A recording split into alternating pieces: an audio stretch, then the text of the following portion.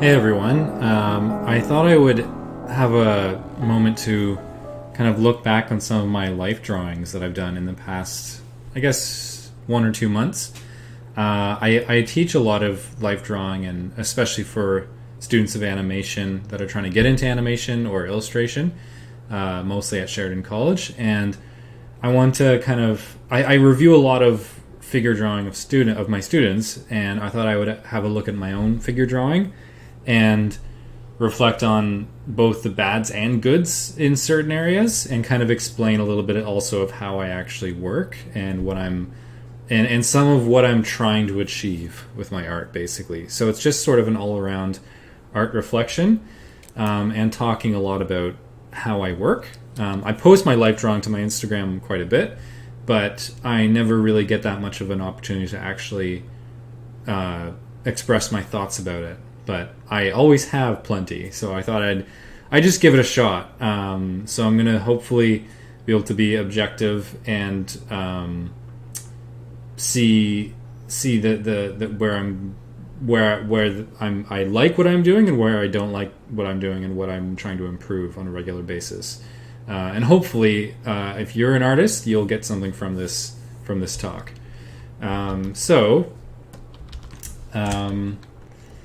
I have two files. One is going to be just mostly gestures, so I think it's all under 5 minutes. So these ones that you'll be seeing here are under 5 minutes.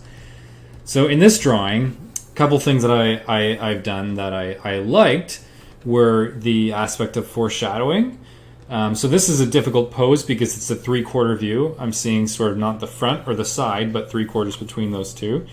So there's this arm here, which is sort of over top of this leg that's behind it, and then there's another leg behind that. So there's a lot of kind of stacked limbs, which can be really tricky, but I think I actually managed to do this fairly well. And I think because of the medium that I'm using, which was a chisel tip Sharpie marker, so a big kind of fat Sharpie marker with the chisel tip on the end, which is one of my favorite mediums actually for life drawing. And the reason why is because it forces you to make significant lines, whereas with something that's more gradual like Conte or charcoal or pencil, you can gradually build up form. So you can make lots of softer strokes and then kind of gradually find the darker lines on top of those softer strokes. Whereas with marker, you kind of have to just go for it. And what I think this brings to you as an artist is that it forces you to have to. It's kind of that the whole idea that if you're forced to, basically necessity breeds innovation. So by putting such high stakes on each individual mark, it forces you to put a little more effort into it. And I find I actually get some of the shapes a little bit better when I'm using a punishing medium such as marker, because there's no room for error, and I have to. So it really forces me to concentrate a lot when I'm drawing, which is really great. And yeah, I like line. I like what line can do, and I hope part of what this talk will convey is that line is extremely powerful.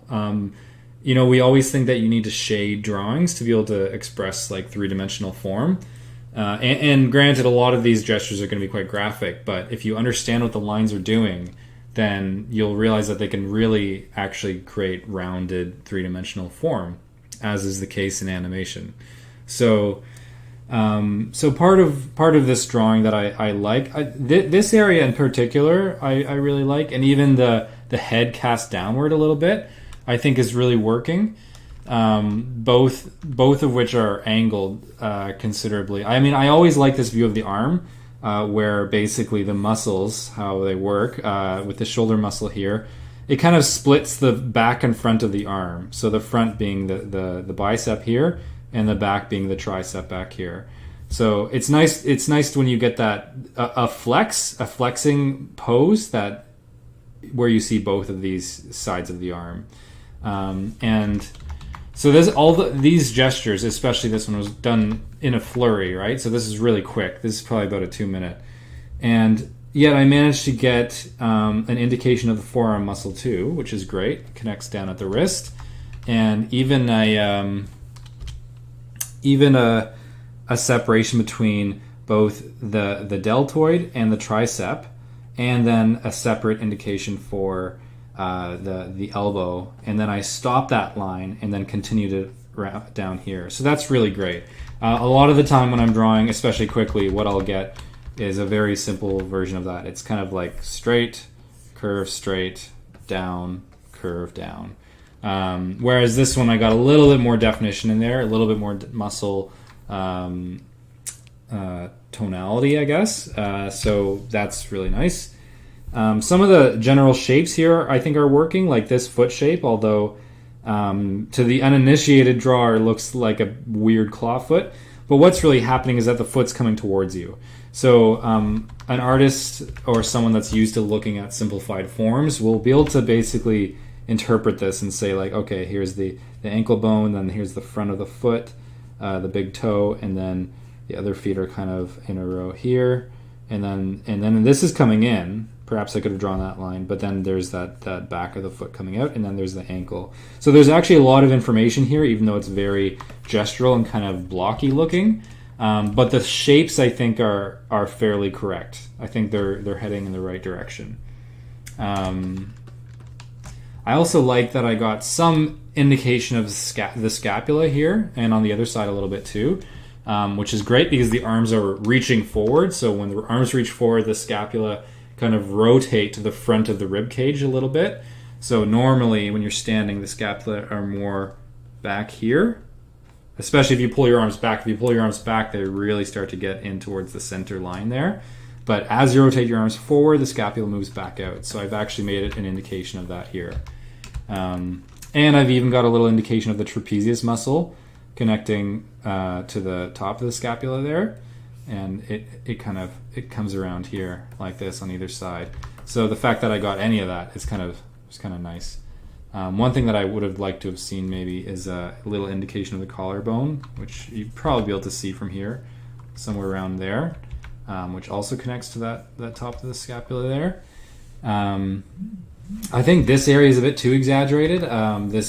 It makes sense in some ways. There's the gluteus maximus muscle here, and then this big shape is an indication of the lower back muscle, and as it kind of grows into the latissimus dorsi muscle, the muscle that does the bulk of the moving of your back. So it kind of comes forward all the way here up into your arm. So this is just a bit much. That's like there's like a little peak mountain there. Although you can have developed back muscles, I think that's a bit too intense. I like some aspects of this arm too, even though it's a brief. There's no front, but I have a nice straight tricep and then a little ulna or elbow bone there. There'd probably be another one up there somewhere, and then all that would have been nice to see is a little indication of that bicep insertion there as well. But the nice flex of the forearm muscle and how it kind of contours down here, I feel like is actually fairly correct. Obviously it's incomplete, but I've actually not been worrying so much about completeness lately. I'd rather get a few areas really well, like this, than having to complete every single limb. So that's some of my thoughts for this one.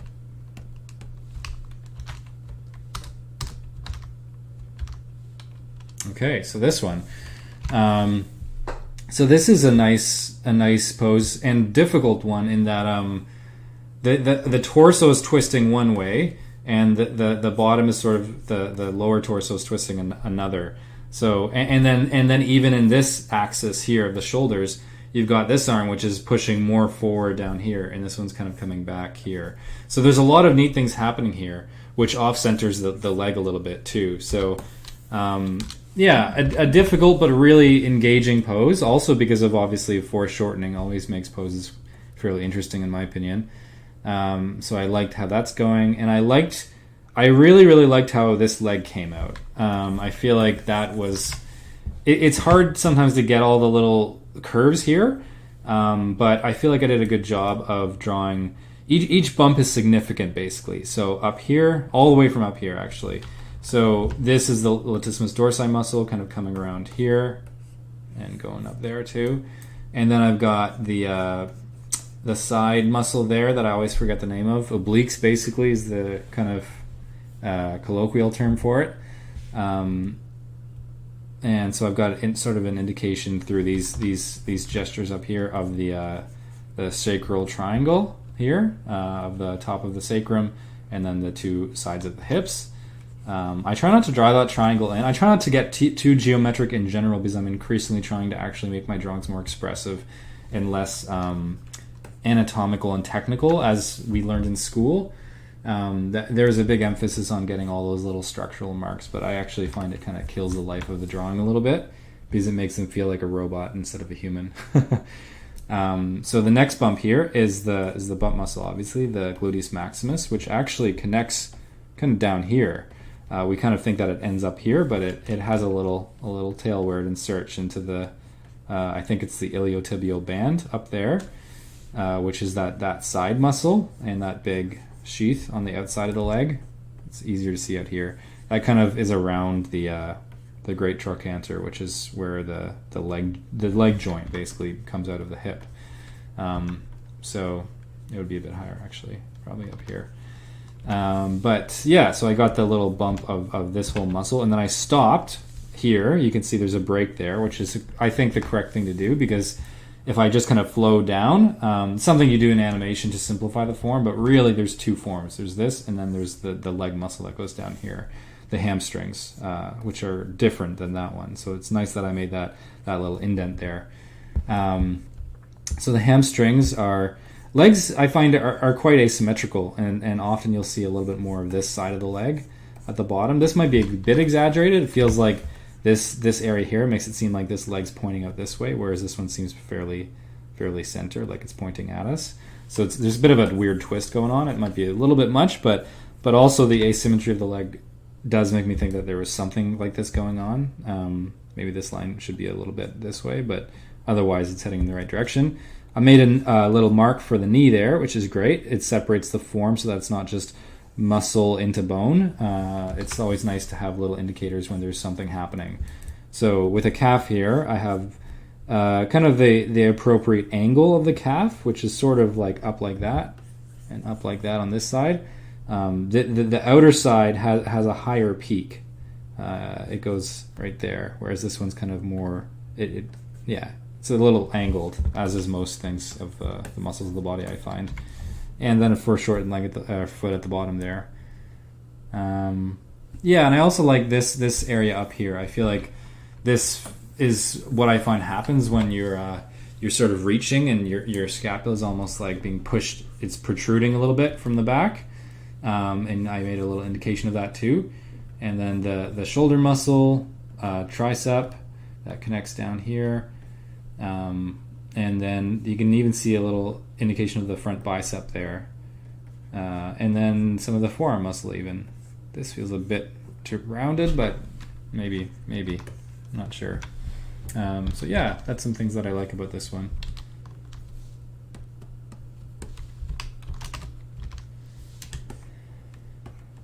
This one, it was also neat. It was quick. Only 2 minutes, and there is a lot of limbs on the interior. Sometimes you get, here's one. This is a very external. All the limbs are kind of doing something really dramatic in it. So that's really lends itself to gesture. But this one was much more delicate in that all the arms are all inside of the overall shape of the whole thing. If you think of it as one big shape, so it means there's a lot of... whenever there's this kind of drawing, I always find myself measuring a lot more between different aspects. I'm kind of like triangulating. Okay, is there enough space here? There's a little bit of this form outside of that form, and same here. Don't give that shoulder too much space because the arm starts right there. So there's a lot to think about when you're drawing. I call these poses interior poses. But I like how I got the hip muscle there, and then the leg muscles in a relatively correct form. I like most of this area. I like quite a bit. These muscles are kind of doing the correct thing. There's more of a straight here, which there is in that outside muscle. This feels a bit clunky. I think it's almost like a similar size, although it is coming at the camera. It's almost a similar size to the upper leg in terms of width, and that seems a bit weird to me. I feel like the lower calf should probably be a little thinner. unless this is really coming at you and this is closer to the camera or something, but I think it might be a little bit exaggerated. And I often do this, but I think I made the feet a little bit too big. They're kind of just their graphic shapes here, but it feels a little large. This one might be a little bit better and a little bit more descriptive of what's happening in the foot too. Nice that I had the little indication of that knee and where it ends, and then having the calf separate versus just making one big stretch of shape there.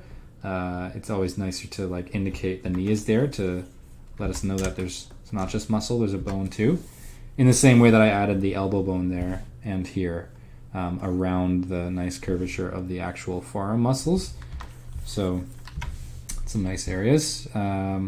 Minimal interior detail, but I think that was enough to kind of indicate what was happening there. And one of the things that I liked about this gesture was just the hands. Hands are always such a quick thing, especially when you have a 2-minute pose and it's a very interior pose and you have to do a lot of interpretation of what's happening with these folded forms. But I managed to get some decent hands here. So there's these fingers indicated, and then even a thumb drawn in. So that, on its own, that's a fairly clear hand. You could easily create the rest of that or fix any issues. And same here, I've made a separation for the pinky, then the rest of the gloved kind of hands there. So together they they're fairly descriptive for a gesture. Usually I don't get that much description in the hands. The head, I had a problem with the head with this model. I kept making it too small, and it might be the same in this case. But nice, interesting kind of anatomy here. Obviously it's a gesture, so it's not super correct, but I was decently happy with it. This one has a bunch of problems with it, but there are some things that I liked about it. I mostly up here, whereas I start to really lose the form down here, as you can see from my frustrated marks here. That's when marker really reveals mistakes, because you don't have any room. I made the knee way too low, so I think I tried to move it up a little bit in the last-ditch effort to save the leg, but it's still quite low. If you think of this calf size, that's way too small, especially for that upper leg. So I think I was running out of room on the newsprint, so that was my effort to kind of conceal the mistake. And this angle here feels like it's disjointing from the hip. If you think of the hips up here, it could be lowered a little bit, but not probably that much. It was probably more like that, really. And then this is kind of funny here. I should really have a little bit more of a bump out there. And again, I try not to be too angular with my forms, because again, it makes it more robotic, which I'm especially trying to avoid in our overly technological age. I think the more distinction we can create of humans from machines, the better. So yeah, this was really quick, this whole area, but I was fairly happy with some of the things that were happening here. Like I indicated, because clearly he's holding on to something here, so that would mean that the back muscle would be stressed, the latissimus dorsi, and there's quite a big twist here. So I indicated a little bit of that stress, which I think is nice. When a muscle is really working, you want to show it working. I didn't draw the scapula here, which I probably could have. It's probably going to be doing something like that because he's reaching around. So again, the scapula is going to be rotating away from the middle, not towards it. And in this case, he's pulling back. So we're actually seeing that scapula create a crease there, which is nice. And this is a very simple, there's very few lines over here, but I feel like it's still doing enough to kind of indicate what's happening. And this is where that overlap is critical, right there, showing that latissimus dorsi muscle again, very simply. And then just an indication of the hand back there. So with very few lines, you can say quite a bit. It feels, to me at least, that it's a foreshortened form over there. This is a bit dramatic here, and as is this area is a bit mucked up. There needs to be more of a space, but where the tricep is way too high up. So this should be more like something like that. Probably that would be a little more correct. This shape here that I drew back there is created by the tricep flexing. So whenever the arm is stressing to try and straighten itself or push down, that the horseshoe of the tricep basically is going to push out. So this is the back of the arm, elbow, forearm. So yeah, this is where shoulder, and then you're going to maybe see a little bit of the bicep at the front, which is cut in half by the forearm muscle. So this tricep here, it creates this kind of horseshoey effect right there. So that rotate. This is obviously a very large arm, very muscular. So this is just a little horseshoe there, and I would probably make that shoulder more evened out, and maybe have a little bit of overlap. Because otherwise, without that overlap, it feels like very short. But if I indicate that there's the end of the arm actually is way out here, and this is just kind of receding in the distance, that makes a little bit more sense. But still, got a decent amount of information there. These are 2 gestures. I like what's happening in this one. The stress of the arm here made some fairly decent foreshortening. Things are getting a bit compressed. Oh, forgot to separate layers. Things are getting a little bit compressed in here. There's not really enough room for the actual shoulder. This probably would need to come down a bit. Probably there. That way, that would give me enough space to kind of connect the chest muscle to the arm, and then have the shoulder muscle here too, like that. That's kind of what's happening. So yeah, it's getting a little tight as it was before, but I've indicated the insertion of the bicep there, forearm muscles, even an indication of the rib cage. I would have liked to seen a little bit of a difference here. That's a little bit too formless there. I'm guessing it would have been more curved considering the rib cage was coming in, but as it is, it's just kind of flat. Whereas this straight is quite descriptive, because in that kind of pose, that is what happens, where the pec is folding into that, connecting over here, and then the shoulder kind of goes back here like this, and then you'll sometimes see the tricep. Yeah, so something like that is happening, and this, although it's just a very flat graphic shape, the shape is working. The shape is going towards the right forms, I think. And I've indicated the iliotibial band here, that big muscle on the side of the leg. It's called something else too. I can't remember what it is. It's been a long time since I've actually looked at the muscle names themselves. And this leg, although it looks a little ripply here, sometimes that happens. There's a tensor fasciae latae up there, and then the leg muscle kind of, it gets much larger towards the hip, and then gradually starts to recede as it gets to the knee. And it's nice that I created some indication of line there to show the stress. And the hamstring was drawn there too, and then the calf is fairly accurate. It feels pretty leg-like in terms of the muscles. And then the head's looking down, so we didn't see much of that, but the breasts at least frame the torso and give us the perspective, as do the shoulders. So some things are working here. This is I didn't go too much in the interior detail. It was a quick drawing. I didn't even get the whole pose. Things are getting a little compressed up here. It should be a little wider probably, but I did a nice indication of the head looking up. It's hard to draw that sometimes because there's no definite edge of where the neck creases with the chin. But I find doing this technique actually kind of makes it work, where you draw the underneath of things. So I'm drawing the dome of where the eyes would be, the underneath of the nose, and generally the line of that chin, and then the chin connecting to the other side and then coming down, and then the ear behind too. So there's enough information there for me to kind of get there. I can kind of see what's going on.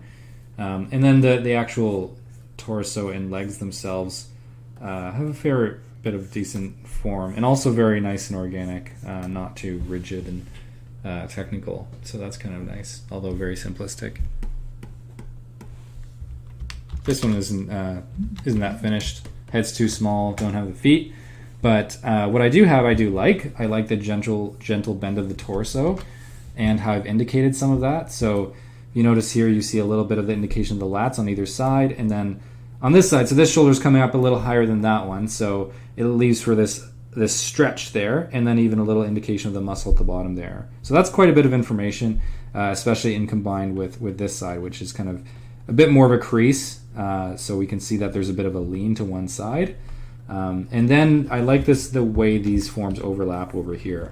So this is the top of the hip, so it's kind of coming down here, and then there's the sort of the side gluteus medius, I think it's called, the side butt muscle, which often you'll see a little bit around here.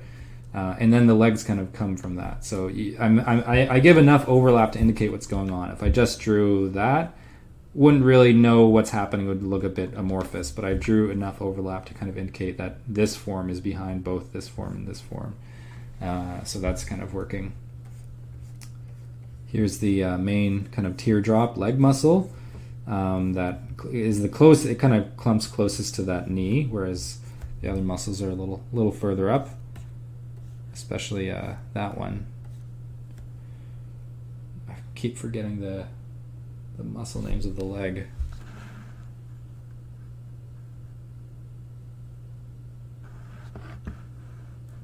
Oh, there's vastus medius and vastus lateralis. Okay, vastus medius is this one. And then I think the one that's higher on the leg is the rectus femoris. And then there's one on the outside of the leg, the vastus lateralis. I'm pretty sure those are the names. Just came to me. So there's a lot, when there's a knee coming at you, this is a really difficult thing to draw in a gesture, but what I typically do is I try my best to get each bit. So there's the knee itself, and then there's the tendon that kind of rolls off of the knee, that kind of stretches it down a little bit. Sometimes I'll just draw it together, so I'll draw something like that.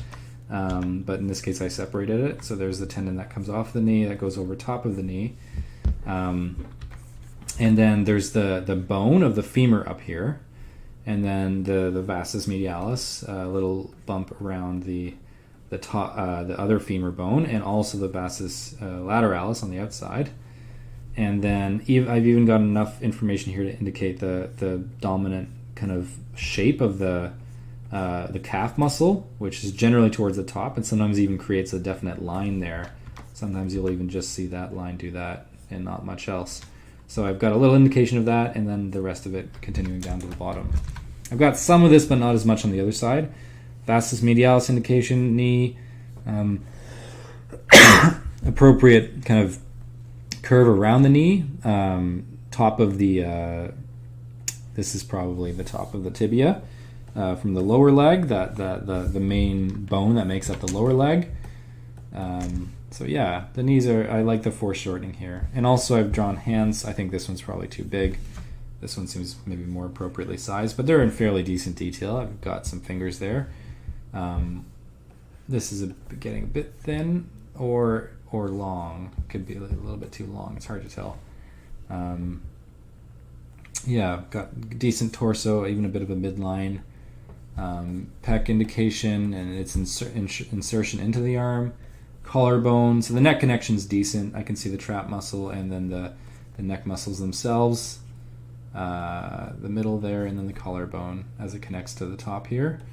And then I've even drawn this deltoid fairly in more detail because it's moving forward, so it's going to actually come out a little bit from the rest of the form, unlike this one, which is a bit more rested.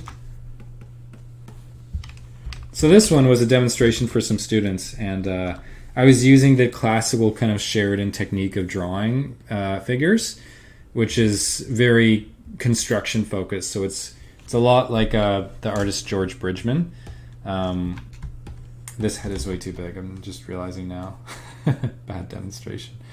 But yeah, so it's really focused on getting those key components: the rib cage of the torso, indication of the hips, the lower torso or the lower half of the body. Same here. I've got the rib cage indicated, pec line, midline, and although they don't want you to shade for the animation portfolio, I was kind of showing how to add simple shading if you wanted to in some drawings. Not for the portfolio, but just in general. And even like the general separation of shadows on the face, from the nose protruding out, and then the ridge of the brow, and then some of the neck. Getting to know the planes of the body is critical for knowing where shadows are going to lie in a variety of different lighting. So yeah, this is just some showing the general technique of approaching life drawing for animation. This, again, I wasn't super concerned with getting the entire pose, but I really liked what was happening with this one. Just the lean of the head, this arm being pulled way up and this arm coming under. It's a tough pose to draw, but I simplified it enough that I feel like it actually, you can understand what's happening, which usually when I'm drawing this kind of pose, you wouldn't.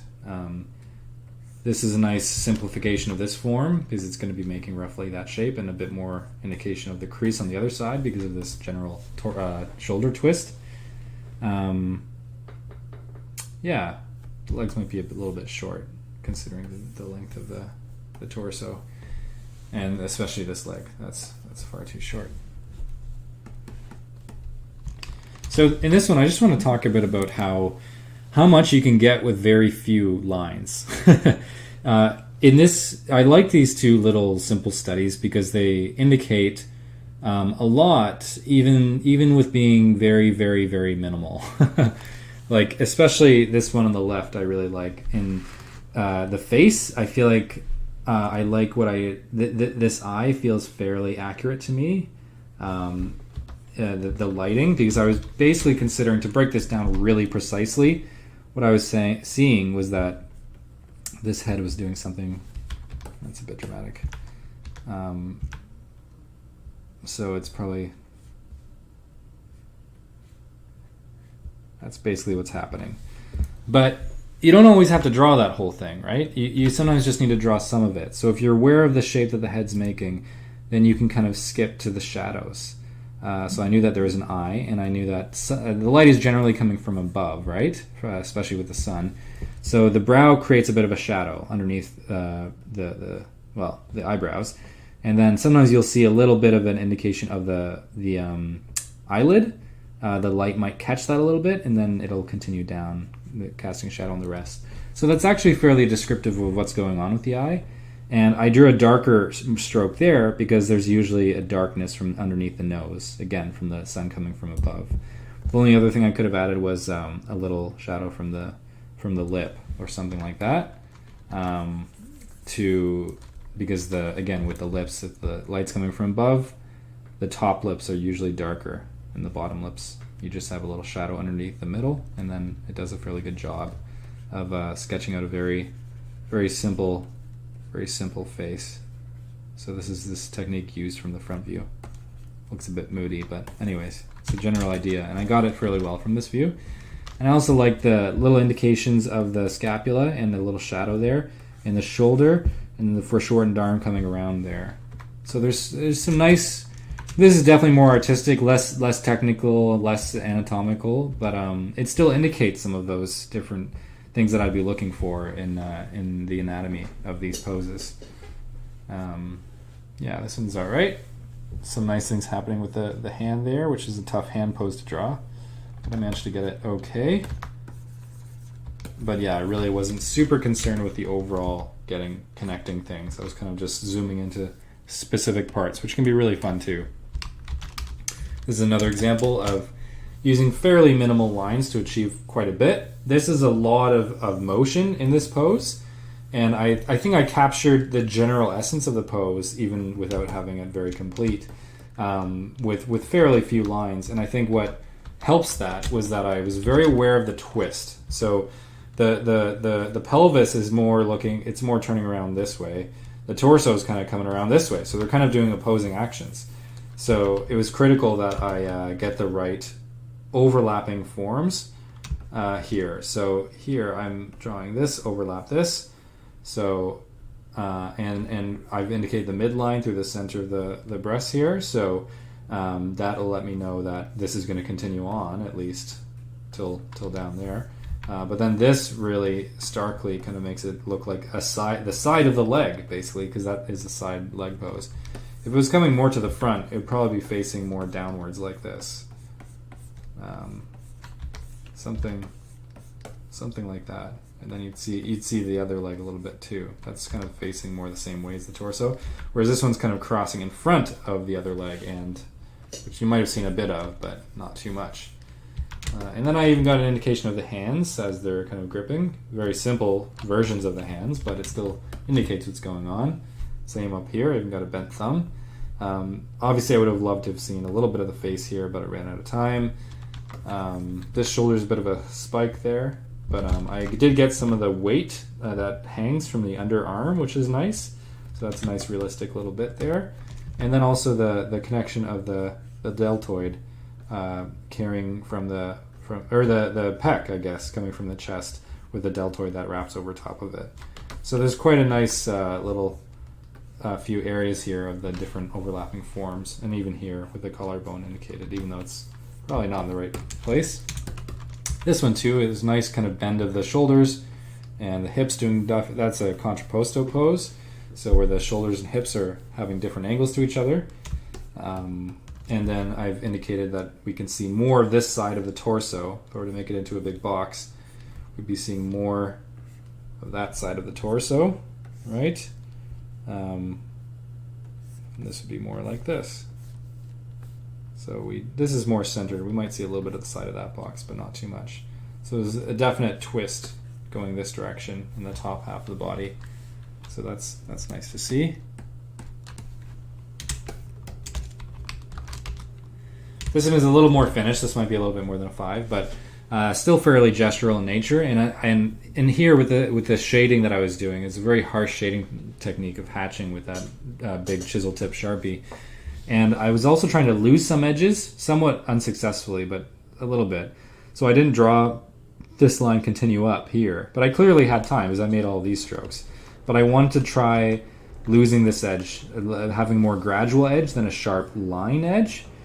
So obviously, what I mean by that is to just have it. Well, a soft edge is just not as abrupt as an actual edge like the one I've made for the rest of the arm. So I was trying to shade it more horizontally to kind of indicate that edge rather than have it be there, which is a common technique in painting. So that you can kind of. It'll still be an edge, but it'll be a little less obvious than these edges that I've made here. So that was kind of neat. And nice kind of angled head here with seeing a little bit of that brow on the other side there too.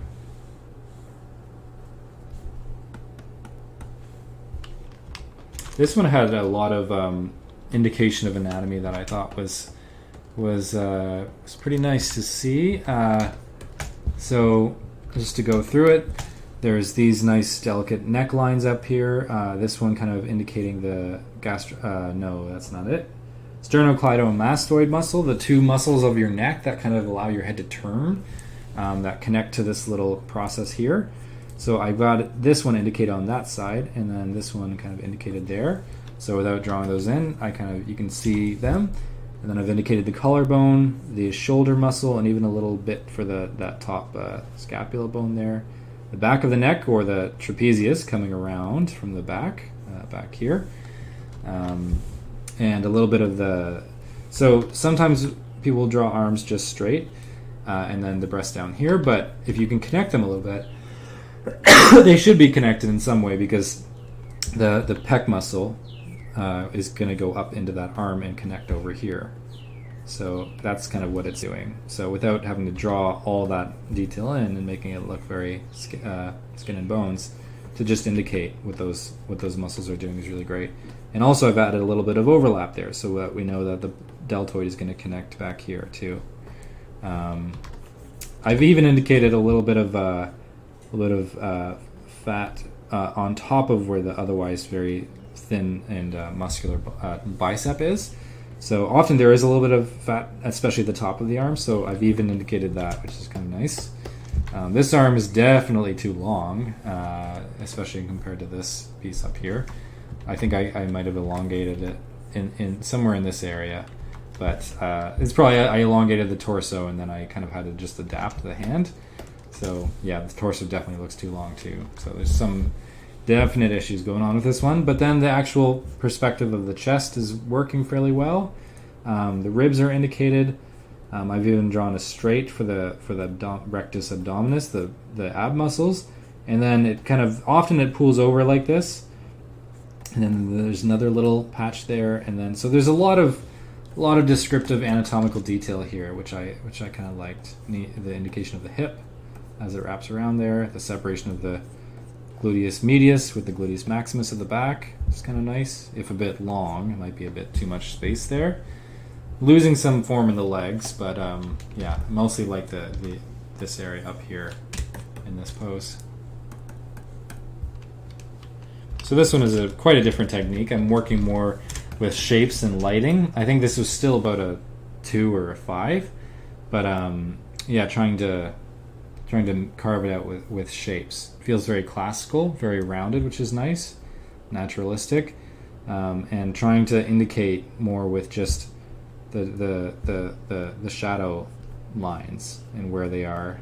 So this knee was tricky to interpret because it's kind of coming right at you, so it kind of starts to lose form in here. But I still liked what the pose was doing here. This one is a really nice, simple gesture. Yeah, it's not super descriptive. There's not too much detail in the face, but the general shapes and the general form, the curves, do feel fairly correct. This might be a bit big there if the calf is that big, but it's hard to know now after the fact. The legs might be a little bit short. I feel like they might need a little bit more length, but other than that, it looks pretty nice.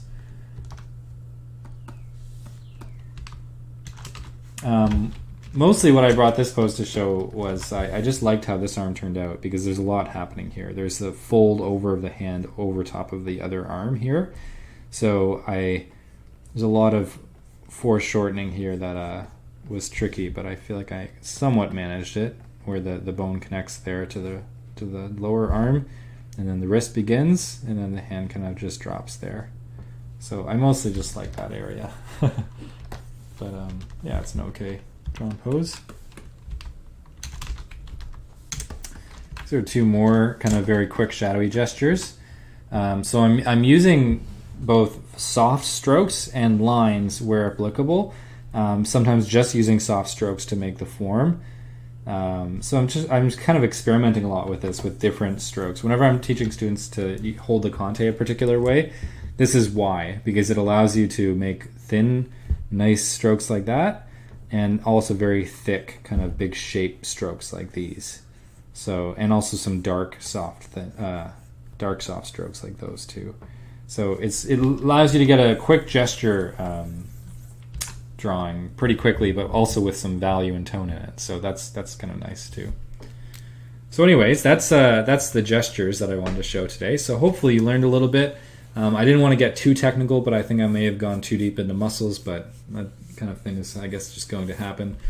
I'm a bit anatomy obsessed, but also it's just fun to force myself to remember the kind of things that I learned in college and animation with life drawing. I really liked anatomy and learning about the muscles and how the body works, and so it's nice to try and refresh my mind. But I apologize if any of my anatomical suggestions are incorrect, as they probably will be to if anyone expert drawers or anatomical people are here. But yeah, so that's sort of how I think about drawing. There's a lot here that I could go into deeper, but I think this will suffice for now. So thanks for watching, and I'll see you next time.